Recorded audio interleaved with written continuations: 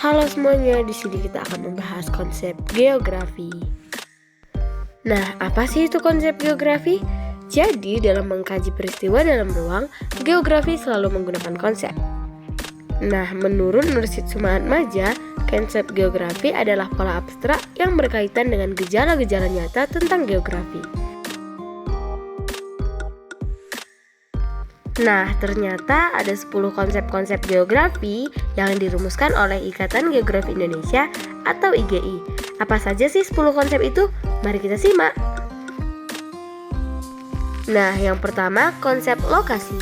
Konsep lokasi mengacu pada kedudukan suatu objek di permukaan bumi, dan konsep ini adalah konsep utama dalam menjawab pertanyaan di mana.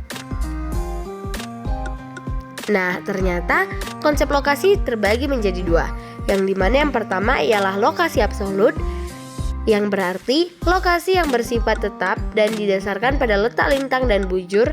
Contohnya, Indonesia terletak di antara 6 derajat lintang utara sampai 11 derajat lintang selatan dan 95 derajat bentang timur sampai 141 derajat bentang timur. Yang kedua ialah lokasi relatif. Lokasi relatif adalah lokasi yang sifatnya dinamis dan dipengaruhi daerah di sekelilingnya. Contohnya, Indonesia terletak di antara 2 benua dan 2 samudra. Yang kedua ialah konsep jarak. Konsep jarak mengacu pada ruang yang terdapat di antara dua objek. Nah, ternyata konsep jarak juga terbagi menjadi dua. Yang pertama, jarak absolut, yang berarti jarak yang diukur dalam satuan panjang, misalnya kilometer. Contohnya, jarak dari rumah ke sekolah adalah 2 km. Yang kedua ialah jarak relatif, yang berarti jarak yang dinyatakan dalam satuan waktu. Contohnya, jarak dari rumah ke sekolah jika ditempuh dengan berjalan kaki sekitar 10 menit. Nah, yang ketiga ialah konsep keterjangkauan. Konsep keterjangkauan mengacu pada kemudahan untuk mencapai suatu objek yang dipengaruhi kondisi geografis suatu wilayah. Dan ternyata sarana transportasi atau alat komunikasi sangat berpengaruh terhadap keterjangkauan ini. Dapat kita lihat pada contoh berikutnya. Nah, dapat kita lihat pada contoh, pengiriman paket belanja daring atau online ke wilayah A sangat lama karena terkendala di jarak yang jauh dan lokasinya berada di pulau kecil sehingga perlu menggunakan kapal laut untuk menyeberangi laut. Yang keempat ialah konsep pola. Konsep ini mengacu pada susunan atau penyebaran fenomena pada ruang muka bumi, dan contohnya dapat terlihat pada gambar yang dimana permukiman penduduk di sepanjang Sungai Musi di Sumatera berbentuk memanjang mengikuti aliran sungai. Yang kelima ialah konsep morfologi.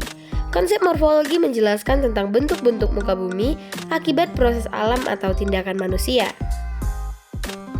Nah, dapat kita lihat contohnya ialah wilayah utara Pulau Jawa berupa pesisir pantai.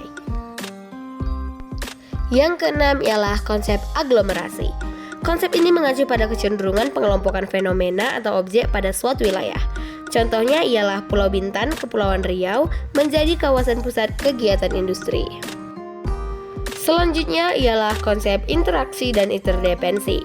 Konsep ini berkaitan dengan hubungan timbal balik atau saling ketergantungan antar wilayah.